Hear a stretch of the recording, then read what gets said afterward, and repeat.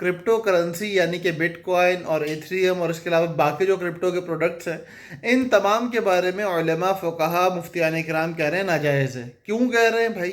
کیا ضرورت ہے، کیا وجہ ہے، کیا دلیل ہے آپ کے پاس کہ یہ ناجائز ہے؟ تو بنیادی طور پہ 4 دلائل ہیں جن کی وجہ سے کرپٹو کو ناجائز کہا جا رہا ہے، جن میں پہلی ہے ایمبیگوٹی۔ ایمبیگوٹی کہتے ہیں آپ کی ابہام کو۔ ابہام سے مراد کیا ہے کہ بھائی یہ کہاں سے آ رہا ہے، کون بنا رہا ہے، کس طرح کام کر رہا ہے، اس کے پیچھے کون ہے۔ خدا نخواستہ اگر ہیک ہو جاتا ہے یا اگر ہمارے اکاؤنٹ کو کریش کر دیا جاتا ہے یا یہ سارا کا سارا مال ایک بڑی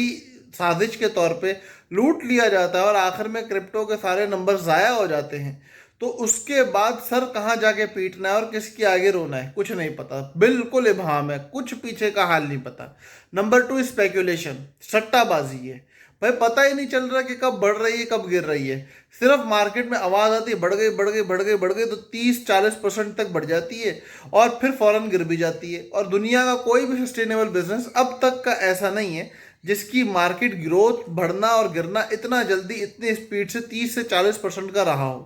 اب یہ ایک بات سمجھ میں آنے والی نہیں ہے کہ یہ کیا، اور جتنے رہے ہیں نا وہ سب کے سب جال سازیاں رہی ہیں، وہ سب کے سب دھوکے بازیاں رہی ہیں۔ نمبر 3 اس کے اندر مسئلہ ہے اللیگیلٹی، کہ دنیا کے بیشتر بڑے ممالک جو واقعتاً کاروباری ہب شمار کیے جاتے ہیں، ان کے اندر بٹ کوائن ہو یا کرپٹو کرنسی کا کوئی اور پروڈکٹ ہو، اب تک ناجائز شمار ہو رہا ہے، وہ اللیگل شمار ہو رہا ہے وہاں پہ، اور حکومتیں اس کے سر پہ آگے کھڑے ہونے کے لیے تیار نہیں ہے۔ اور نمبر 4 اس کے اندر جو بڑی وجہ ہے وہ ہے اس کا لیک آف حلال پرپز، یا یوں کہو کہ موسٹلی یوزیج آف حرام پرپز اس کا ہوتا ہے کہ اس کو اکثر و بیشتر اس کو حرام کام کے لیے استعمال کیا جا رہا ہے، اور اس وقت دنیا میں حلال کام کرنے والے لوگ اس سے دور ہی ہیں۔ تو چونکہ اس کے اندر یہ 4 بنیادی خرابیاں پائی جا رہی ہیں، ایمبیگیٹی ہے، اسپیکولیشن ہے، اللیگیلٹی ہے اور لیک آف حلال پرپز ہے، لہٰذا ہمارے علماء اور فقہا اس کو حلال نہیں کہہ سکتے۔ ہاں کبھی ایسا ہوتا ہے کہ ان 4 برائیوں کو اس سے نکال دیا جاتا ہے،